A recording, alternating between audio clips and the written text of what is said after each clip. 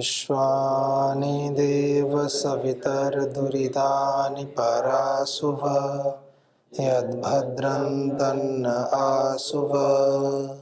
ॐ शान्ति शान्ति शान्तिः।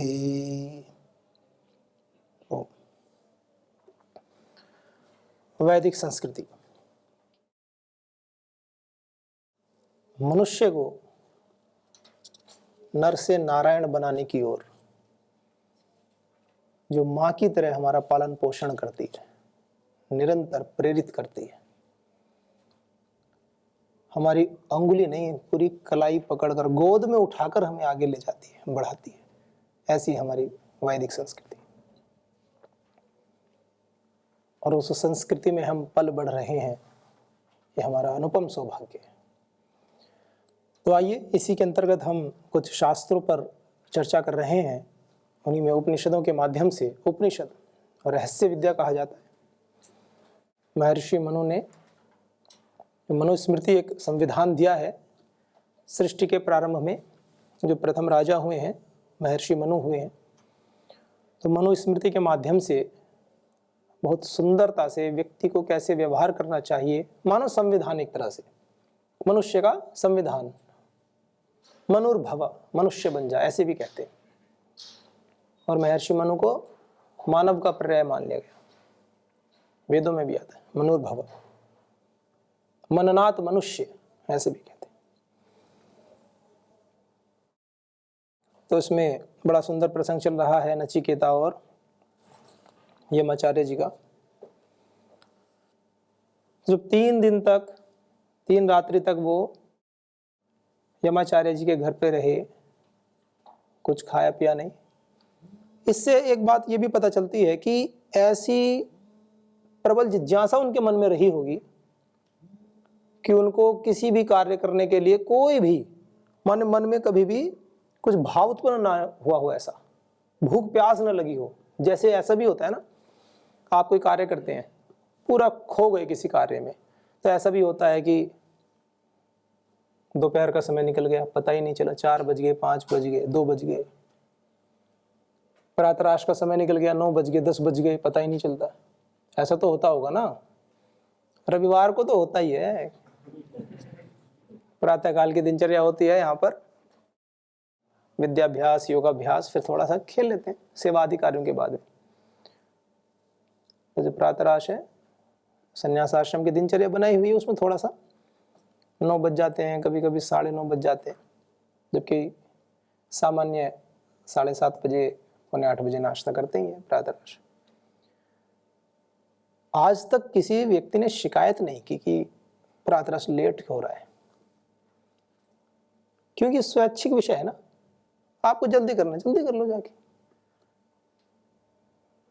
तो रुचि होती है वो, जब किसी विषय में मन लगता है तो समय निकल जाता है, पता ही नहीं चलता। जब किसी कार्य में अत्यंत मन लग जाए, एकाग्रता बन जाए, समय का ध्यान नहीं होता।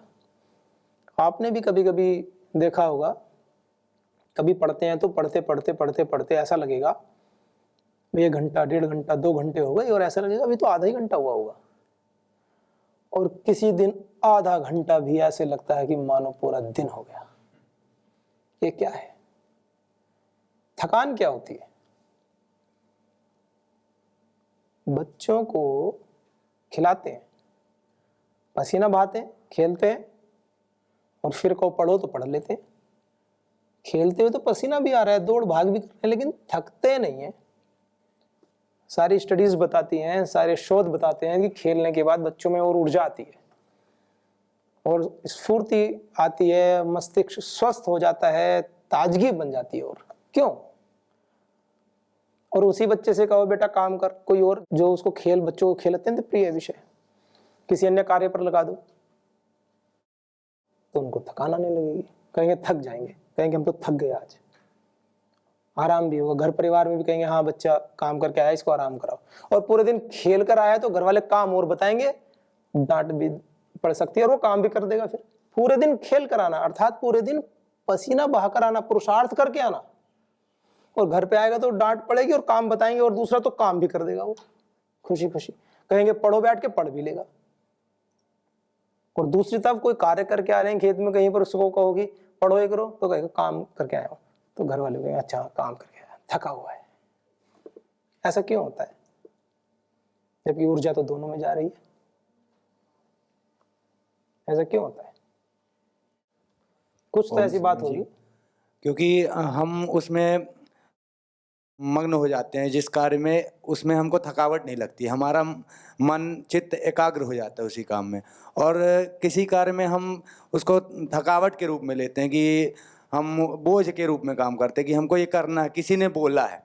परंतु खेलने की चीज़ जो है कि वो अंदर से आता है कि हमको खेलना है, और उसमें हमको समय का पता नहीं चलता है कि कितनी, वो हमारा अपना निर्णय होता है, जैसे आप हर बार बोलते हैं कि कोई बच्ची है अपने भाई को उठा के ले जा रही है, उसको भार का पता नहीं चल रहा है, और एक है कि 10 किलो का झोला लेके जा रहा है, उसको भार का पता चल रहा है।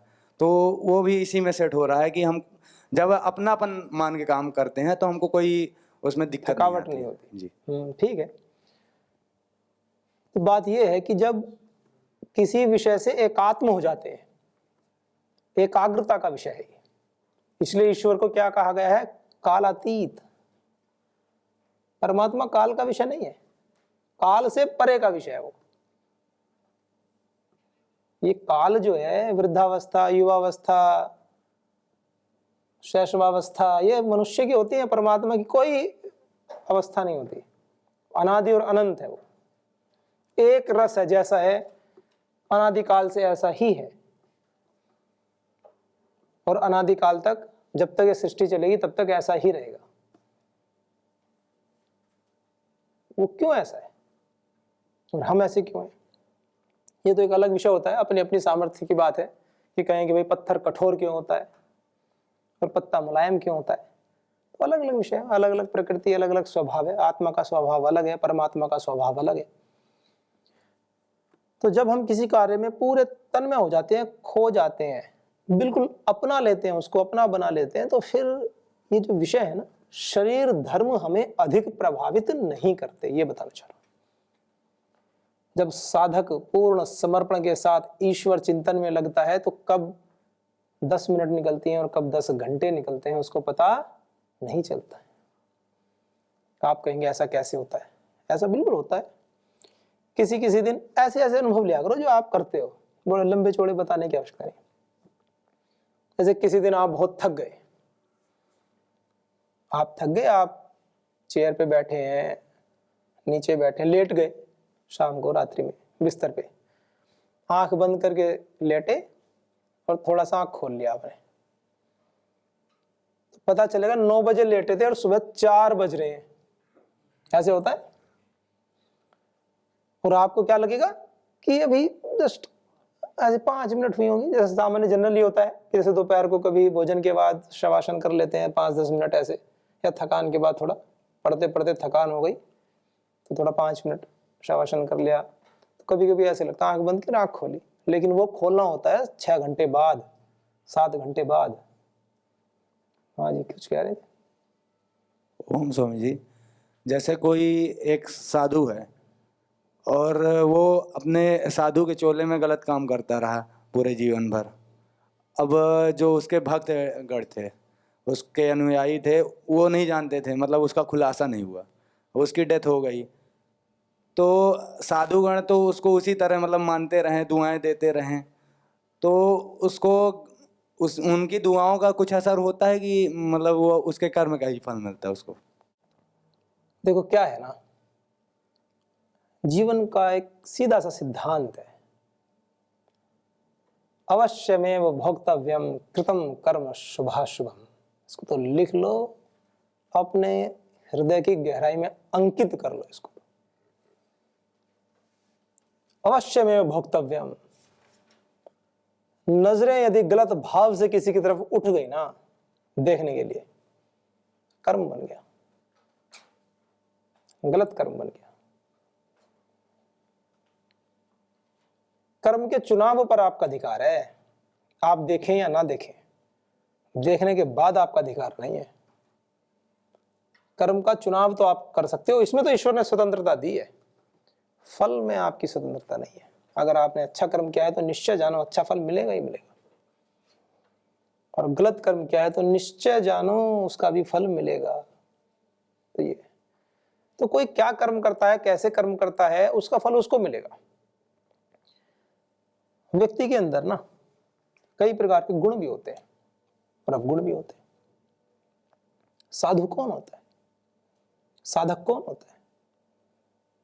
जो साधना के बल पर उन विकारों को, उन दुर्गुणों को हटाता जाए, अपने जीवन को शुद्ध बनाता जाए।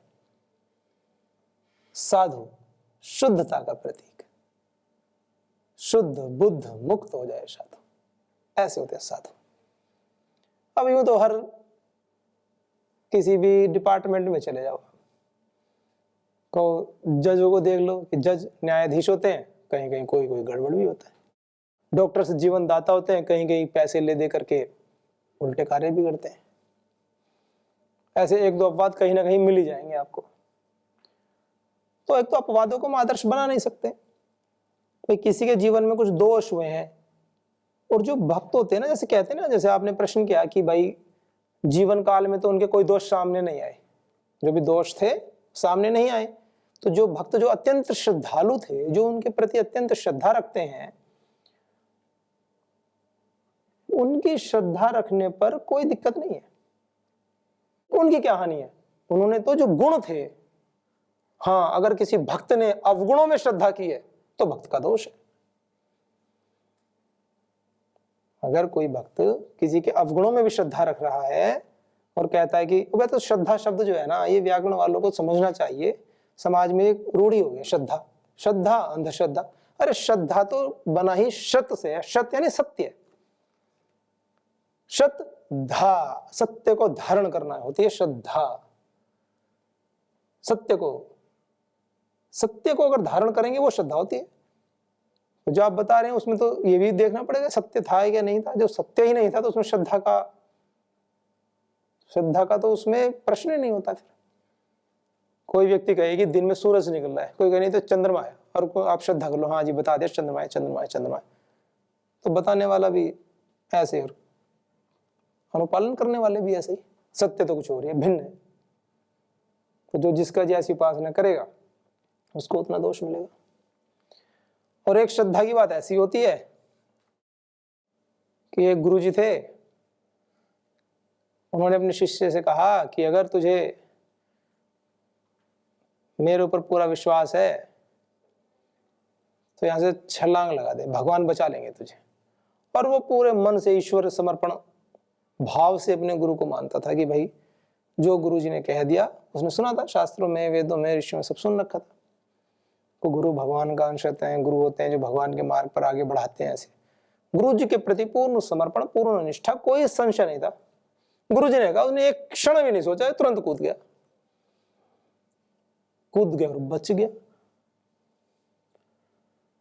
तो फिर उसके भी मन में एक प्रश्न उठा, वो आया ऊपर चढ़ के, उसने, गुरु जी अब आप भी कूदो, आपको अपने गुरु जी पे श्रद्धा है नहीं, आप कूदो।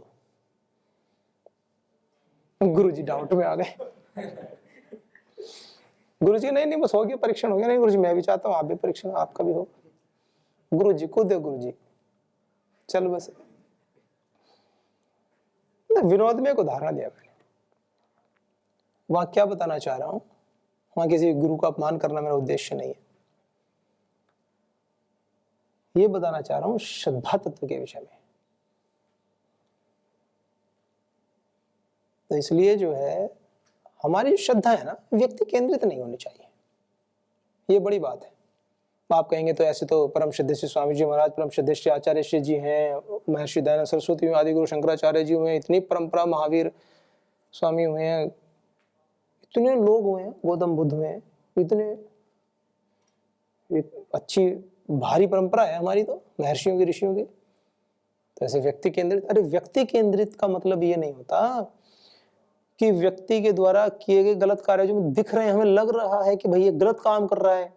अब कुछ है बैठ के कोई भांग पी रहे हैं, गांजा फूंक रहे हैं, कुछ उल्टे सीधे कार्यक्रम कर रहे हैं, आंखों से दिख रहा है हमें, फिर भी श्रद्धा, वो श्रद्धा नहीं है ना भाई, वो नहीं है। आप देखो ना, हम कब कहते हैं ऐसे कि किसी भी व्यक्ति पे आप ऐसे श्रद्धा करो? आप देख लो, थोड़े से भी जागरूक हो, समझदार हो तो देखो। परम श्रद्धेय श्री स्वामी जी महाराज क्या कहते हैं, उनका उन्हीं के मुख से उन्हीं का संदेश क्या होता है? भाई ट्रैक रिकॉर्ड देख लो आप, 5-10 साल नहीं, 30-35-40 साल का ट्रैक रिकॉर्ड देखो ना आप। समाज के लिए, देश के लिए क्या क्या कार्य किए हैं, मानवता के कल्याण के लिए क्या कार्य किए हैं, जीवन में कितना पुरुषार्थ करते हैं, देखो समझो कि वैदिक आचरण कर रहे हैं कि नहीं कर रहे हैं। करो, चेक करो, कौन मना करता है। और एक बार चेक कर लो ठोक बजा के अच्छे से, और फिर मान लो। रोज रोज जो संशय उत्पन्न करते हैं ना, फिर वो आगे नहीं बढ़ते, वो अपना आप तो नाश करते ही करते हैं, अपने परिचितों का भी नाश कर देते हैं। क्योंकि जो संशय में जीता है उसके आसपास वाले भी, उनको भी संशय में उत्पन्न कराता रहेगा बार बार।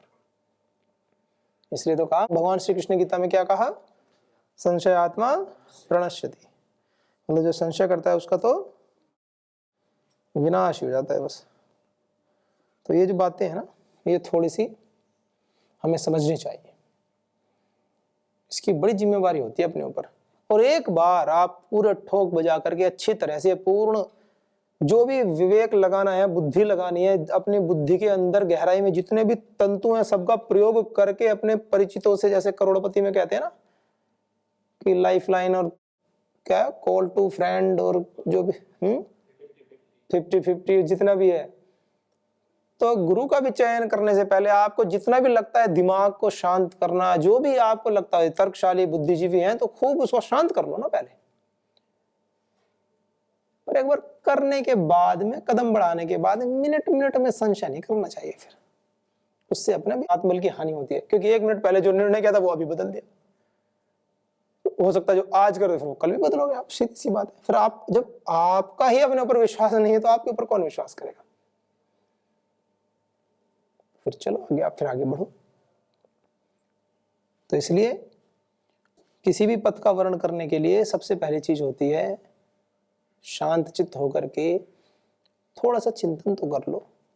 यदि आप बिल्कुल नहीं है, कुछ नहीं जानते, तो ठीक है, आप ये देखो जिस गुरु के समीप आप हो, आपके जीवन में शुचिता, आपके जीवन में जो उनकी शैली है, कोई पूजा पाठ कराते हैं, कोई भजन कीर्तन कराते हैं, कोई स्वाध्याय कराते हैं, कुछ पढ़ाते हैं, आप ये सोचो क्या ये हमारे कल्याण के लिए है, इस मानवता के कल्याण के लिए, समाज का कल्याण इससे हो रहा है या नहीं हो रहा है, हमारी आध्यात्मिक उन्नति हो रही है या नहीं हो रही है, क्या विधि के अनुरूप जो विधान है, जो वैदिक विधान हमें निर्देश देता है, क्या उसके अनुसार जीवन में प्रगति हो रही है या नहीं हो रही है। जो महर्षि पतंजलि ने जो नियम बनाए हैं, मनुष्य की कसौटी बना दिए हैं, नियम बना दिए हैं, अहिंसा, सत्य, अस्त्य, ब्रह्मचर्य, अपरिग्रह, क्या उनमें हम प्रतिष्ठित हो रहे हैं, नहीं हो रहे हैं। क्या हमारे क्रोध में कमी हो रही है, नहीं हो रही है। हमारे मन में उत्पन्न होने वाले जो विचार हैं, जो बुरे विचार कभी कभी होते भी हैं, तो उनमें कमी हो रही है कि नहीं हो रही। ऐसी परिस्थितियां जिनमें हम भटक जाते थे, ऐसी परिस्थितियां, ऐसे शरीर के वेग जो हमें कहीं का नहीं छोड़ते थे, क्या उनमें कमी हो रही है, नहीं हो रही है। क्या हम शांत हो रहे हैं, नहीं हो रहे। क्या हमारे चित्त की स्थिति गंभीर हो रही है, नहीं हो रही। क्या हमारे अंदर आनंद और प्रसन्नता आ रही है कि नहीं आ रही है।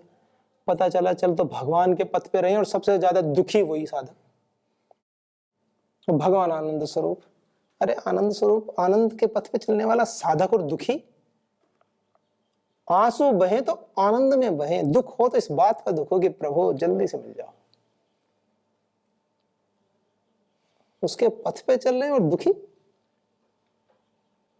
कैसा वाला दुख होना चाहिए। जैसे कि कोई बच्चा भूख से बैठा है, उसकी माताजी रसोई से कुछ ला रख के दे रही है बढ़िया व्यंजन, आने में थोड़ी देरी हो रही तो बच्चा भूख से शोर मचाता है, थाली पीटता है, चिल्लाता है कि जल्दी लाओ, भूख लगी है, जल्दी लाओ।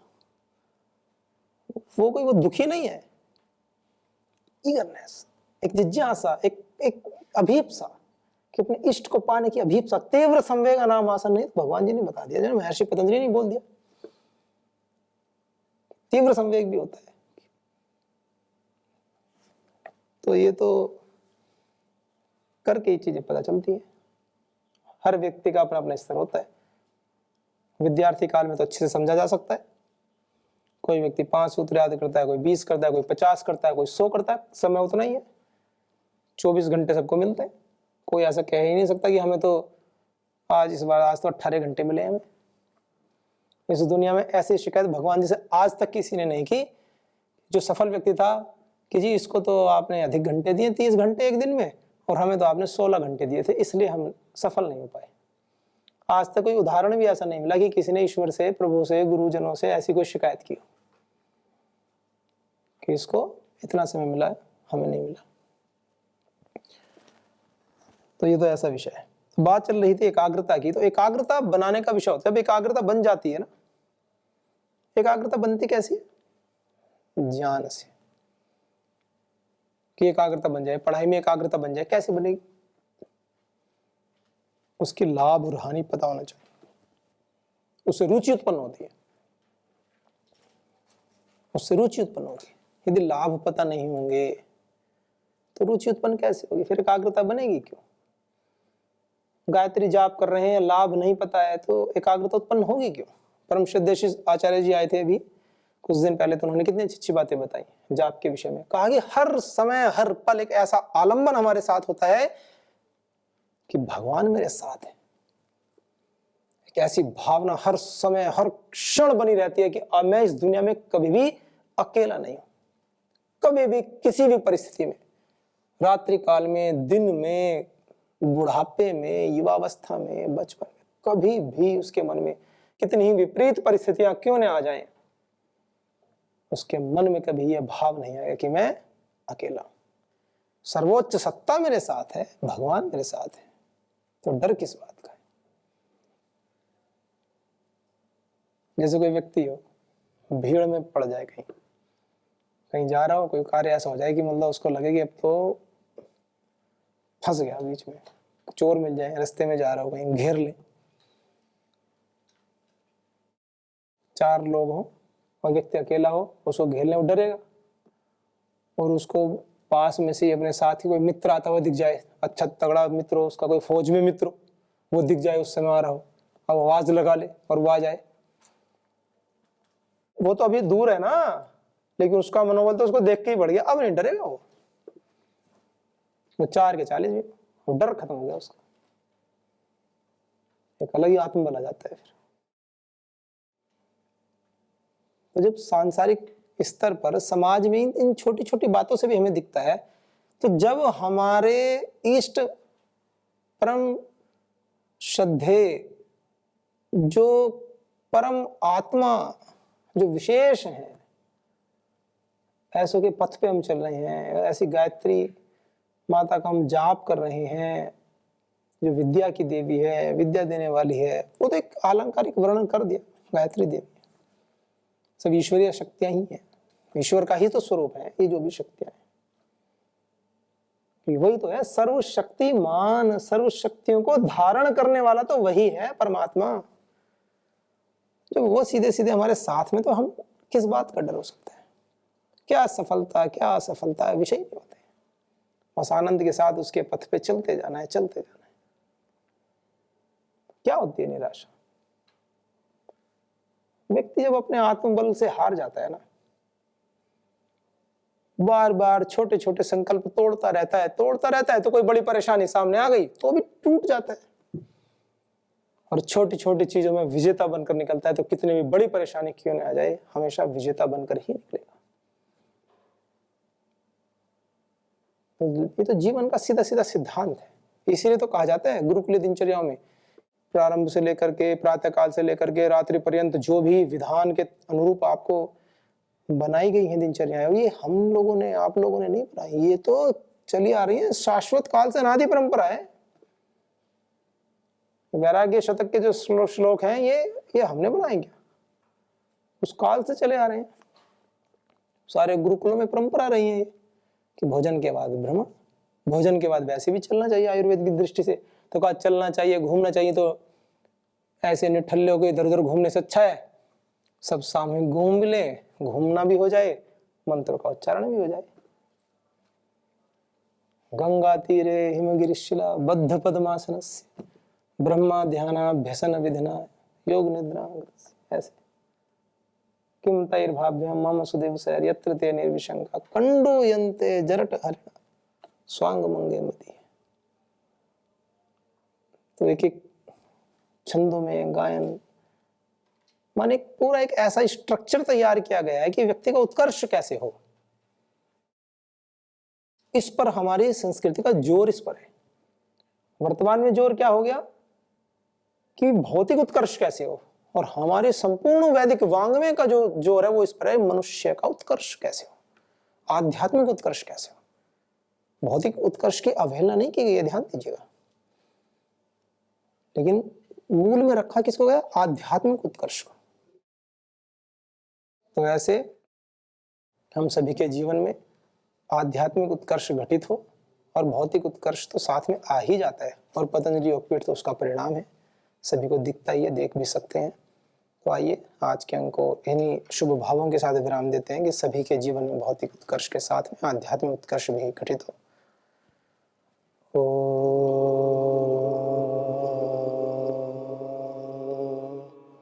शांति शांति शांति। ओम सर्वेभ्यो नमः। ओम श्री गुरुभ्यो नमः। ओम श्री परम ऋषिभ्यो नमः।